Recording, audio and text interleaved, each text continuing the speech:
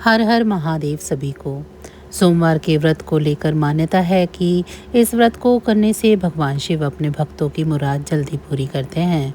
सोमवार का दिन भगवान शिव को समर्पित होता है, इसीलिए इस दिन भगवान शिव की पूजा और व्रत करने का महत्व और ज़्यादा बढ़ जाता है। यदि आप सोमवार के व्रत करते हैं तो आपको सोमवार की व्रत कथा पढ़ना या सुनना बेहद ज़रूरी होता है, क्योंकि इसके बिना आपका व्रत अधूरा माना जाता है। आइए जानते हैं सोमवार व्रत कथा के बारे में। देवों के देव महादेव बहुत ही भोले माने जाते हैं, इसीलिए उनका एक नाम भोलेनाथ भी है। पौराणिक मान्यता अनुसार भगवान शंकर को प्रसन्न करने के लिए किसी भी तरह के खास विशेष पूजन की आवश्यकता नहीं होती है, क्योंकि कहा जाता है कि वह तो भोले हैं और भक्त के मन से की गई क्षणिक मात्र की भक्ति से भी वो प्रसन्न हो जाते हैं। अगर आप भी शिव की भक्ति की और कृपा पाने के लिए सावन के या सोमवार के व्रत करते हैं तो इस कथा से भोलेनाथ को प्रसन्न कर सकते हैं। एक नगर में एक साहूकार रहता था। उसके घर में धन की कोई कमी नहीं थी, लेकिन कोई संतान न होने के कारण वह बहुत ही दुखी रहता था। संतान प्राप्ति के लिए वह हर सोमवार को व्रत रखता था और पूरी श्रद्धा के साथ शिव मंदिर में जाकर भगवान शिव और माता पार्वती की पूजा करता था। उसकी भक्ति को देखकर एक दिन माता पार्वती प्रसन्न होकर भगवान शिव से साहूकार की मनोकामना पूर्ण करने का निवेदन करती हैं। पार्वती जी के ऐसा आग्रह करने पर भगवान शिव ने कहा कि हे पार्वती, इस संसार में हर प्राणी को उनके कर्मों का फल मिलता है और जिसके भाग्य में जो होता है उसे वह भोगना ही पड़ता है।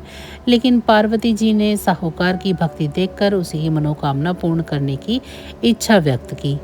माता पार्वती के आग्रह पर शिव जी ने साहूकार को पुत्र प्राप्ति का वरदान तो दे दिया, लेकिन उन्होंने बताया कि यह बालक केवल 12 वर्ष तक ही जीवित रहेगा।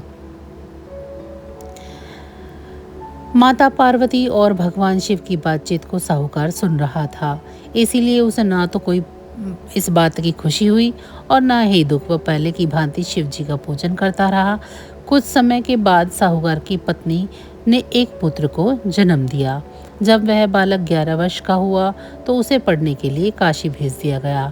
साहूकार ने पुत्र के मामों को बुलाकर उसे बहुत सारा धन देते हुए कहा कि तुम बालक को काशी विद्या प्राप्ति के लिए ले जाओ।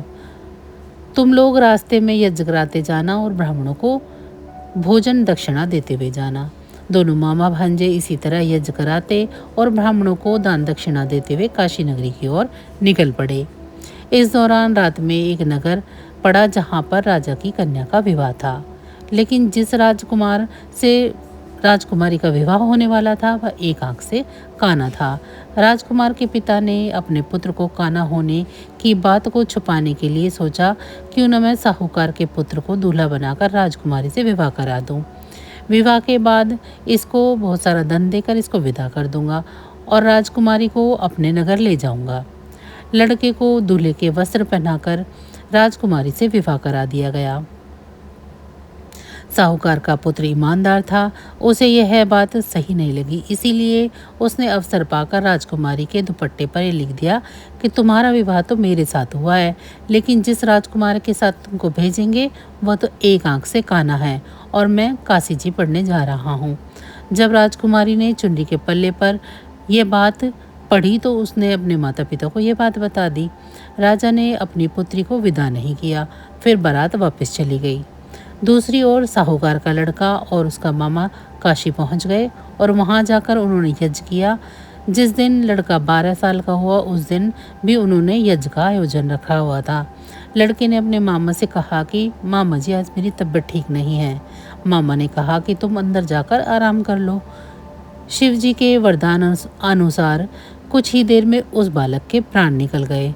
मृत भांजे को देखकर उसके मामा ने विलाप करना शुरू किया। संयोगवश उसी समय शिवजी और पार्वती उधर से जा रहे थे। पार्वती माता ने भोलेनाथ से कहा, स्वामी, मुझे इसके रोने का स्वर सहन नहीं हो पा रहा है, आप इस व्यक्ति के कष्ट को दूर करें। तब शिवजी ने मृत बालक के समीप जाकर देखा तो वे बोले कि यह तो उसी साहूकार का पुत्र है जिसे मैंने 12 वर्ष की आयु का वरदान दिया था। अब इसकी आयु पूरी हो चुकी है। लेकिन मात्र भाव से विभोर माता पार्वती ने कहा कि हे महादेव, आप इस बालक को और आयु दो, अन्यथा इसके वियोग में इसके माता पिता भी तड़प तड़प कर मर जाएंगे। माता पार्वती के पुनः आग्रह करने पर भगवान शिव ने उस लड़के को जीवित होने का वरदान दे दिया। शिव जी की कृपा से वह लड़का जीवित हो गया। शिक्षा पूरी करके लड़का मामा के साथ अपने नगर की ओर वापस चल दिया। दोनों चलते हुए उसी नगरी में पहुंचे जहां उस लड़के का विवाह हुआ था। उस नगर में उन्होंने यज्ञ का आयोजन किया। उस लड़के के ससुर ने उन्हें पहचान लिया और महल में ले जाकर उसकी बड़ी खातिरदारी की और अपनी पुत्री को उसके साथ विदा कर दिया। इधर साहूकार और उसकी पत्नी भूखे प्यासे रहकर बेटे की प्रतीक्षा कर रहे थे। उन्होंने प्रण कर रखा था कि यदि उन्हें अपने बेटे की मृत्यु का समाचार मिला तो वह भी अपने प्राण त्याग देंगे। परंतु अपने बेटे को जीवित देखकर वे बेहद ही प्रसन्न हुए। उसी रात भगवान शिव ने साहूकार के स्वप्न में आकर कहा कि हे श्रेष्ठी, मैंने तेरे सोमवार के व्रत करने तथा व्रत कथा सुनने से प्रसन्न होकर तेरे पुत्र को लंबी आयु प्रदान की है। इसी प्रकार जो कोई भी सोमवार का व्रत करता है या इसकी कथा को सुनता या पढ़ता है, उसके सभी दुख दूर होते हैं और सभी मनोकामनाएं पूरी होती हैं। तो बस आज की जानकारी इतनी ही थी। फिर मिलेंगे हम आपको ऐसी ही किसी अन्य जानकारी के साथ अगली वीडियो में। तब तक अगर आपको हमारी ये कहानी अच्छी लगी है तो वीडियो को लाइक करें। चैनल को अभी तक सब्सक्राइब नहीं किया है तो चैनल को सब्सक्राइब कर लें और कमेंट बॉक्स में हर हर महादेव ज़रूर लिखें। भगवान भोलेनाथ की कृपा दृष्टि आप सभी पर सदैव बनी रहे। इसी के साथ आप सभी का बहुत बहुत धन्यवाद। नमः शिवाय।